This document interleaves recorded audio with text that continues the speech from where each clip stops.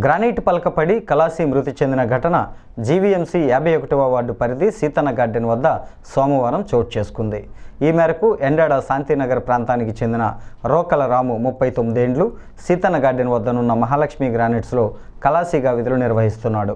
సోమవారం granite load చేస్తున్న క్రమంలో గ్రానైట్ పలక అదుపు తప్పి రాముపై పడటంతో అతడి తలకి తీవ్ర గాయమై అక్కడికక్కడే మృతి చెందాడు. విషయం తెలుసుకున్న airport CI Chakradhar, Kancharapalem CI Bhaskarrao ఘటనా స్థలానికి చేరుకొని పరిస్థితిని సమీక్షించారు.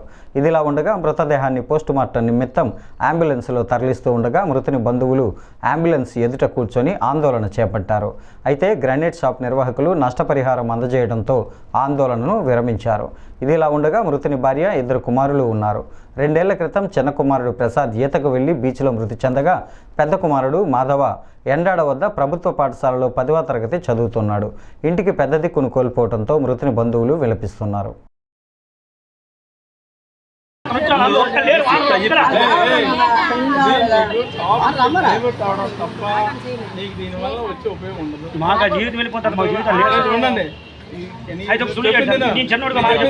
నువ్వు నేను గొంతులు పోయిన తడుచుకోవడం తప్ప దీనివల్ల ఉపయోగం ఉంటుంది. మీరు రిపోర్ట్ రాసేవాడిని నేనే పిలిపిస్తాను. అవును, మాకు ఏమి చెప్పండి, దేని మీద మీకేం చెప్పారు? మీరు తీసుకెళ్ళిపోయి మీకు చెప్పిస్తారు.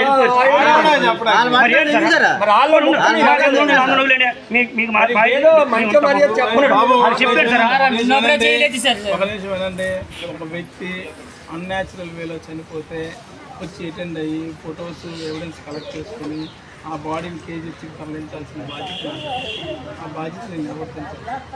మీరు ఆ వాటర్తో మాట్లాడుకుని మీరు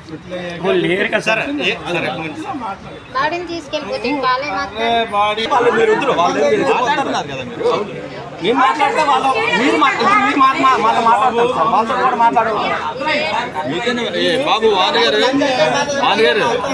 మాట్లాడారా?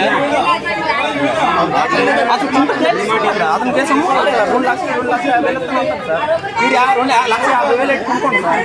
వాళ్ళ ఫ్యామిలీలో కస్టమర్ బతుకుతాను. ఇప్పుడు అతను చచ్చుకోండి సార్, ఇంకా కస్టమర్ బతుకుతారు సార్.